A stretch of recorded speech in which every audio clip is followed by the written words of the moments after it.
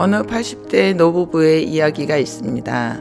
소소한 것에도 함께 이야기를 나누며 함께 공감하며 같은 곳을 바라보며 사는 노부부. 그분들의 이야기를 들어보면 우리는 노년까지 저렇게 살 수 있을까 하는 생각이 듭니다.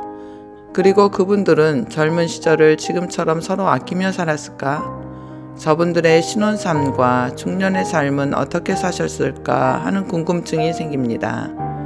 하지만 그분들의 현재 사는 모습을 보면 배울 것이 많았습니다. 그중 몇 가지만 말씀드리자면, 첫째, 서로의 말을 이해하며 인정한다는 것입니다.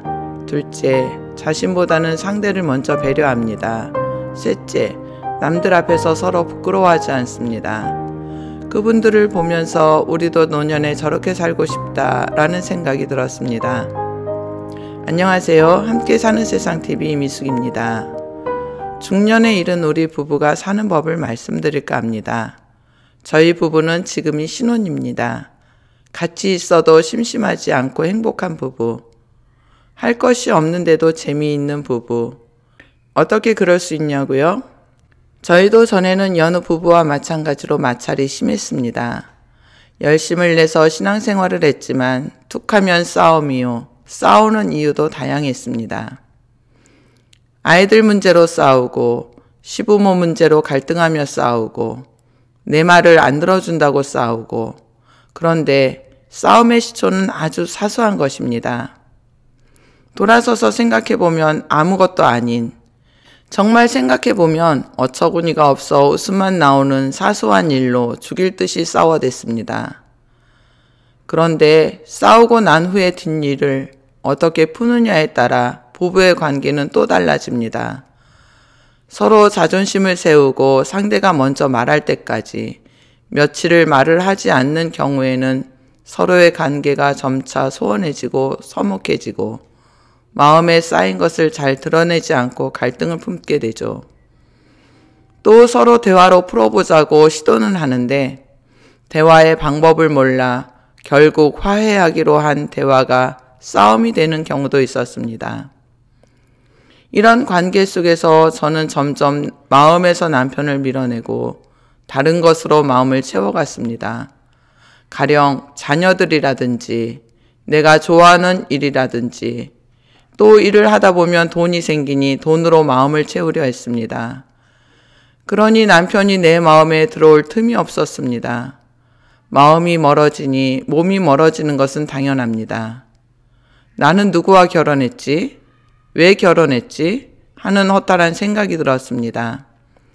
이러려고 결혼한 것이 아닌데, 결혼할 땐 둘이 좋아 살기 위해 한 결혼인데, 결혼할 때 서약한 것은 무용지물이 되고, 결혼의 의미는 사라진 지 오래입니다.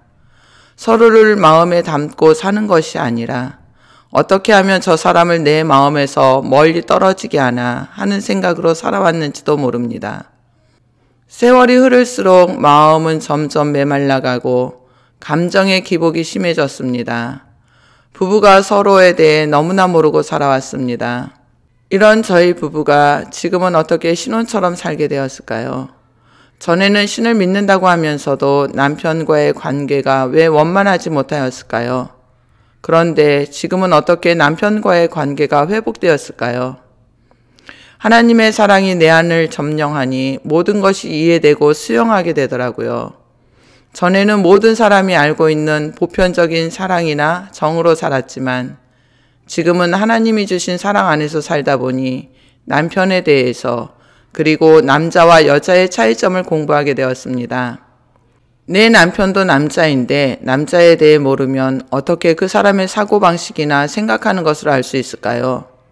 많은 분들이 책이나 인터넷 등에서 보셔서 알고 계시겠지만 실천하는 분은 얼마나 계실까요?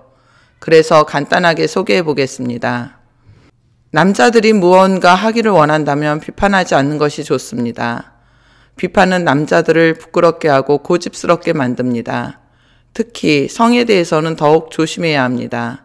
물론 반복된 잘못이나 중독성은 다릅니다. 그러나 그런 것이 아니라면 남자들이 잘못을 하더라도 격려하고 칭찬해 주어야 합니다. 잘못에 대해 비난하면 남자들은 거짓말을 하거나 숨기거나 침묵함으로써 실수를 인정하려고 하지 않습니다. 아내가 남편을 칭찬할 때 남편은 두려움을 내려놓고 기꺼이 대화에 동참할 것입니다. 남편들이 받고 싶어하는 감정은 칭찬과 인정이기 때문입니다.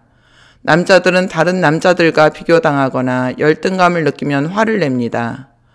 그냥 가볍게 넘어갈 수 있는 일이라도 참지 못하고 울컥하는 경우가 많습니다. 경제력, 집안, 외모, 학벌 등 남자의 약점을 잡아 건드리는 일은 화를 자초하는 일이니 서로 피해야 합니다. 남자는 공감보다는 시시비비를 가리는 판단을 해서 정답을 찾아 해결하려 합니다. 남자는 이성적이기 때문입니다. 여자는 남편과 정서적으로 깊이 친밀감을 느낄 때 행복을 느낍니다. 남편의 사랑한다는 말 한마디에 그 친밀감을 충분히 확인받습니다. 아내들이 받고 싶어하는 감정은 사랑이기 때문입니다. 아내들이 공격적이 되는 이유는 듣고 공감해주지 않고 남자의 말을 하고 해결하려 하기 때문입니다. 여자는 자기의 말을 듣고 공감해주는 것만으로도 위로를 받습니다. 남편과 정서적으로 친밀감을 느끼고 싶은 욕구가 계속 무시되고 거절당하면 아내는 상실감과 좌절감을 느끼게 되어 더 이 욕구에 집착하게 됩니다. 그리고 이 집착은 결국 공격적으로 나타나게 됩니다. 남자와 여자는 이렇듯 타고나기를 다르게 태어난 사람입니다. 아무리 시대가 변화되었다고 하지만 근본적인 남녀의 차이는 변하지 않습니다. 남자와 여자가 다르다는 것을 인정하고 이해한다면 남자와 여자의 대화는 더 많은 발전을 하게 될 것이라고 생각합니다.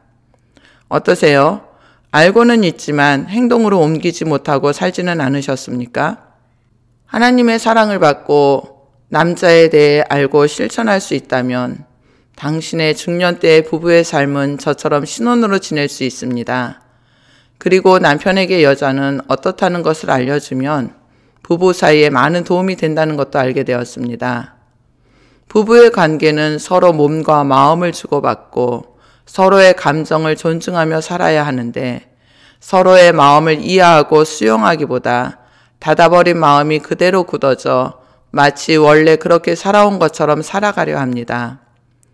부부가 서로에 대해 대화를 나누지 않으면 감정의 골은 점점 깊어가지만 서로에 대해 알게 되면 이해하게 되는 것이죠.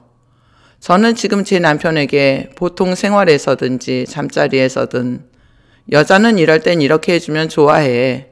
당신은 내가 어떻게 해주면 좋겠어? 라는 표현을 자주 쓰게 되었습니다. 그리고 내 마음에 남편으로 채우고 남편이 우선이 되었습니다. 저희 아이들이 제게 하는 말이 엄마는 뭐든지 아빠밖에 몰라. 그런데 아이들에게 이런 핀잔을 듣는 것이 행복합니다. 남편의 말을 들을 땐 남편의 마음을 헤아려 듣습니다. 이 사람이 지금 무슨 의미로 이런 말을 하는지, 어떤 감정으로 말을 하는지 헤아리고 인정하고 남편이 지금 나에게 무엇을 바라는지 생각하게 됩니다. 하나님은 세상을 창조하시고 제일 먼저 만드신 것이 남자와 여자, 즉 부부입니다. 부부가 온전해야 가정이 제대로 세워지는 것입니다. 모든 가정은 자녀가 중심이 아니라 부부가 중심이 되어야 합니다. 가정이라 함은 부부가 중심이 되어 돌아가야 하는데 엉뚱한 것이 중심이 되다 보니 깨어지는 가정이 많아지고 있습니다. 남편이 우선이 되어야 하는 가정이 아이들이 우선이 되어 가장인 남편은 뒷전입니다. 먹는 것, 입는 것, 쓰는 것 모두가 아이들이 중심이 되었습니다. 그러다 중년이 되어 자녀로 채웠던 마음이 자녀들이 품 안에서 떠나고 나면 다시 남편에게 마음을 주려 하지만 오랜 세월 방치하였던 남편은 그 자리에 없습니다. 이미 마음이 멀어졌거나 몸이 멀어졌거나 하나님의 사랑이 없으면 제일 먼저 되지 않는 것이 부부관계입니다. 그리고 하나님의 사랑이 내 안에 충만하면 제일 먼저 되는 것이 또한 부부관계입니다. 부부가 중년이나 노년이 되어서도 신혼처럼 사랑하며 살고 싶으신 분은 연락주세요. 사랑과 사람 치유센터에서 당신을 도와드리겠습니다. 여러분의 생각이 궁금합니다. 댓글을 남겨주세요. 공감되셨다면 구독과 좋아요 꼭 눌러주시고 알림 설정 부탁드립니다. 오늘도 부부가 서로 사랑하며 행복한 날 보내시기를 축복합니다.